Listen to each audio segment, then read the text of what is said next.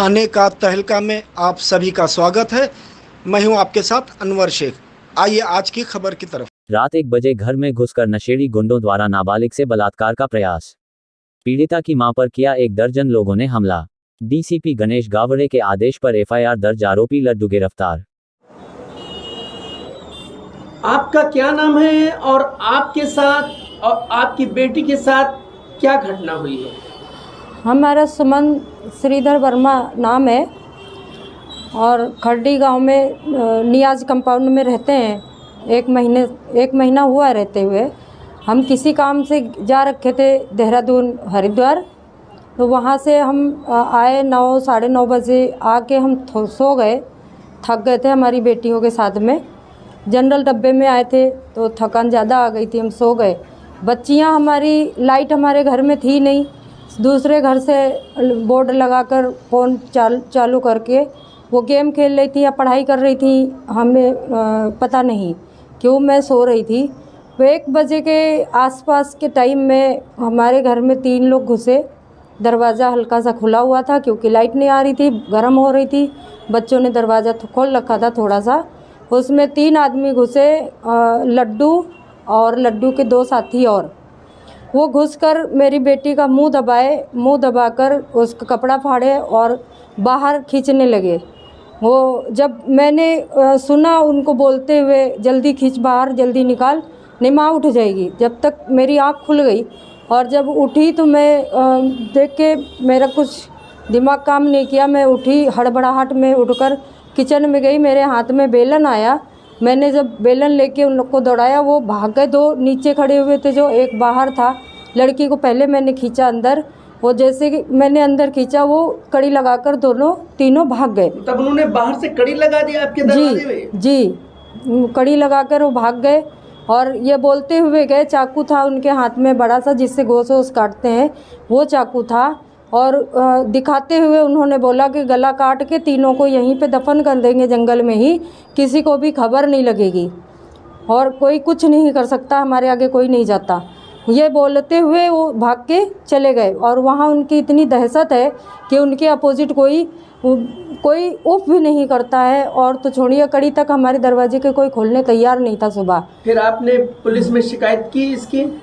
सुबह पुलिस के लिए जब मैं कड़ी के लिए कई लोगों को मैंने बोला कड़ी खोलने के लिए, तो एक ने दरवाज़ा खोला हमारा। और आज कोई बोलने तैयार नहीं कि हमने दरवाज़ा खोला था, कोई भी बोलने के लिए तैयार नहीं। जब इंक्वायरी हुई तो मैं पुलिस थाने जाने के लिए जब मैं निकली सुबह, तो चाली से बाहर आते ही हमें सब लोगों ने घेर लिया। और कई आदमी थे और 10-12 औरतें थीं। सब ने हमें ऐसा बुरी तरह मारा है कि बोलते हुए कि हम लोग सील फटा पे खड़े होते हैं, हम लोगों के खिलाफ कोई बोलता नहीं है और तू कंप्लेन करने जा रही है, मतलब नहीं जाने देंगे। जी, 10-12 औरतों ने भी बहुत मारा, आदमियों ने भी बहुत मारा। और ये भी बोली, हमारा कपड़ा भी फाड़ दिया था पूरा, ऊपर का भी नीचे का भी पूरा कपड़ा फाड़ दिया था, वो भी रखा हुआ है हमारे पास। और आपकी बेटी को भी मारा। जब मेरी बेटी आई हमारे पास बचाने के लिए, जब मालूम पड़ा, तो मेरी बच्ची को भी मारा और हमें तो वहाँ से हिलने भी नहीं दिया। बेटी को मेरी धमकाते हुए वो बोले कहीं जाएगी तो मार दूंगा, और ये चाकू तूने देखा था ना रात में, उसी चाकू से मारूंगा। तो उस आदमी को मैं जब पहचान गई, जब उसने चाकू का नाम लिया और रात का नाम लिया कि वो लड्डू है। जी, नहीं, लड्डू के साथ वाला जो है, लड्डू को तो मैं पहले से ही जानती थी क्योंकि वो पानी छोड़ता है और हर घर में वही पानी छोड़ता है और दूसरा कोई पानी नहीं छोड़ता है। तो बच्चियों को मैंने जब यहाँ थाने, मुमरा थाने में मैंने भेजा, तो मेरी बच्चियों के साथ में पुलिस वाले गए थे 2, तब उनके साथ मैंने दुपट्टा लपेट के मैं आई थाने में हमारी सुनवाई नहीं हुई। वो सर जो थे, उनका कुछ चौहान करके नाम है, उन्होंने हमारे अस्पताल का पेपर बना दिया हमारे लिए। बच्चियों को तो सुना भी नहीं उन्होंने कि बच्चियों के साथ भी कुछ हुआ है। हमारा मोबाइल जब छीनना था, मैंने मोबाइल के लिए बोला सर मेरा मोबाइल दिलवा दीजिए, तो बोले वो तुम्हारे ऊपर इल्ज़ाम लगा रहे हैं, तुमने मोबाइल इनका चुराया है और आप बोल रही हैं इन्होंने चुराया है आपका मोबाइल। ऐसा बोलते हुए उन्होंने अस्पताल का पेपर हमारे हाथ में थमा दिया और अस्पताल के लिए भेज दिया। जब मैं कलवा से पैदल जा रही थी शिवाजी अस्पताल, तो वहाँ पे रास्ते में लड्डू और 2 आदमी साथ में आए हुए बाइक पे आए और उन्होंने बोला तू कितनी निडर है, तुझे ज़रा भी डर नहीं लगता है, काट के ही फेंक दूंगा, तुझे समझ में नहीं आ रहा ना, जब एक का करके दिखा दूंगा तब तेरे समझ में आएगा। अगर कहीं तूने चेकअप करवा लिया अस्पताल में तो एक को काट दूंगा, काट के फेंक दूंगा, समझ में नहीं आएगा तेरे, तब समझ में आ जाएगा। तो हॉस्पिटल नहीं आ रहा है। करीब तक पहुंच गए जी, अस्पताल से बस थोड़ी सी ही दूरी पे थे जब। फिर मेरी हिम्मत तो पड़ नहीं रही थी, लेकिन फिर भी हमने CMO सर को दिखाया और उन्होंने लिखा, एक्सरे लिखा और इंजेक्शन के लिए भी लिखा। मैंने इंजेक्शन लगवा तो लिया था। फिर कोई हॉस्पिटल से ही कोई आदमी आया वहाँ पर और एक्सरे के बारे में पूछा कि कोई अभी लेटेस्ट में एक्सरे हुआ है क्या। तो हमने क्योंकि करवाया नहीं था, लिख के तो मिल गया था लेकिन मैंने करवाया नहीं था क्योंकि ये लोग आगे पीछे ही घूम रहे थे हमारे, इसलिए मैंने नहीं करवाया था। तो जो सर रिपोर्ट लिखते हैं उनके पास वही जो सीनियर गए थे, वो सीनियर थे कि कौन थे हमें ये कुछ नहीं पता है। जो भी थे वो उनके पास गए और इशारे में बोलते हुए हमारी तरफ इशारा करते हुए बोला कि ये वैसा हाथ से करते हुए बोला उन्होंने। मैंने जब ये सब देखा तो अब क्या था क्या नहीं था ये उन लोग को ही पता, हमें नहीं पता। लेकिन हमारी हिम्मत नहीं पड़ी कि मैं आगे एक्सरा करवाऊँ। फिर मैं वहाँ से वापस चली गई। वो मेरे जानने वाले हैं, भाई साहब रहते हैं राबोड़ी में, मैं उनके वहाँ गई। वहाँ से फिर मैं वो उनके बेटे के यहाँ थे वहाँ पे गई, उन्हीं के यहाँ मैं रुकी। फिर रात में जिन्होंने हमें रूम दिलवाया था उनको हमने फ़ोन किया, वो भाई साहब ने ही बोला कि उन्हें फ़ोन करो। तो 2 बजे रात में भी सर से यहाँ चौकी में, थाने में, मुमरा थाने में कोई सीनियर सर से भी बात हुई, उन्होंने बोला आने के लिए। हम आने के लिए तैयार भी हो गए थे टिटवाला से, लेकिन सर ने फिर बोला कोई लेडीज़ पुलिस नहीं है बयान लेने के लिए, इसलिए सुबह में बुलाइए।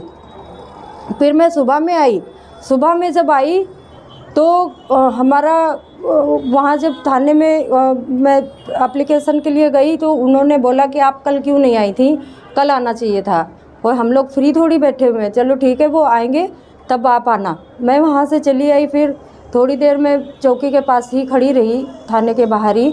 फिर वापस में गई तो मैंने सीनियर के लिए पूछा कि सीनियर सर कहाँ हैं, वो उनसे मिलना मुझे। तो मुझे वो निकम सर बैठते हैं उनकी तरफ इशारा किया और बताया वहाँ पे जाइए, वहाँ बैठे हुए हैं। तो मैं वहाँ गई, निकम सर से ही बात हुई पर मुझे पता नहीं था कुछ।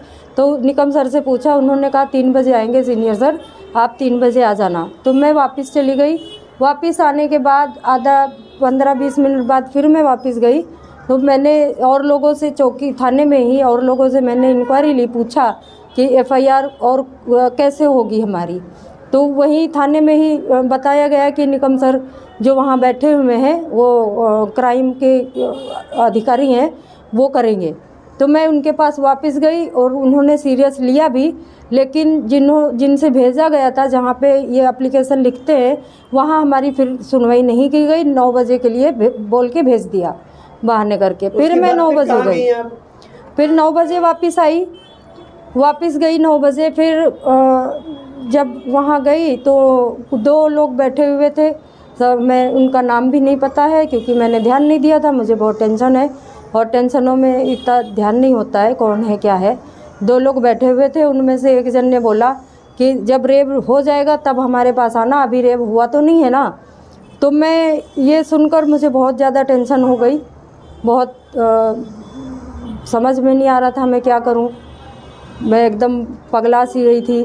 फिर अमृत नगर में मेरी जानने वाली हैं, उनके यहाँ मैं गई। उनके यहाँ से फिर बैठ के एप्लीकेशन हमने लिखा और लिख के फिर थाने में गई। वो DCP सर के यहाँ, वहाँ से जब वो गए, वो सर को भी बुलाया हमने, तो वो साथ में गए। फिर वहाँ DCP सर ने एकदम सीरियस लिया और हमारा तुरंत ऑन द स्पॉट उन्होंने कार्रवाई करने का आदेश दिया। थाने में फ़ोन किया और तुरंत कार्रवाई हमारी चालू हो गई। अब 2 लड्डू और लड्डू के साथ जो दूसरा था जिसने चाकू के लिए बोला था वो अभी अरेस्ट किए गए हैं और औरतों को भी बुलाया गया था लेकिन अरेस्ट नहीं किया गया उन्हें। अब कब किया जाएगा ये हमें नहीं पता है, वो सर लोग ही बताएंगे। मतलब अभी आपको खतरा है उन लोगों से? उन लोगों से अभी हमें बहुत खतरा है। हमारी लड़की की तबीयत ख़राब हो रखी है, यही टेंशनों में कि कहीं मम्मी को मेरी कुछ ये लोग कर न दें। और इस बात का डर हमें भी है क्योंकि ये लोग धमकियों से तो बाज नहीं आने वाले हैं। हमारी लड़की अपने घर पे नहीं जा रही है? नहीं, हमारी हिम्मत ही नहीं है हम हमारे घर पे जाएं, क्योंकि वहाँ हम जाएंगे वहाँ चारों तरफ जंगल है और कोई भरोसा नहीं है। ऐसे लोगों का हम यकीन नहीं कर सकते अभी, जब तक ये लोग अरेस्ट नहीं होते तब तक। सही समय पर हमारी खबरें देखने के लिए हमारे चैनल को लाइक करें, सब्सक्राइब करें और बेल का बटन दबाना ना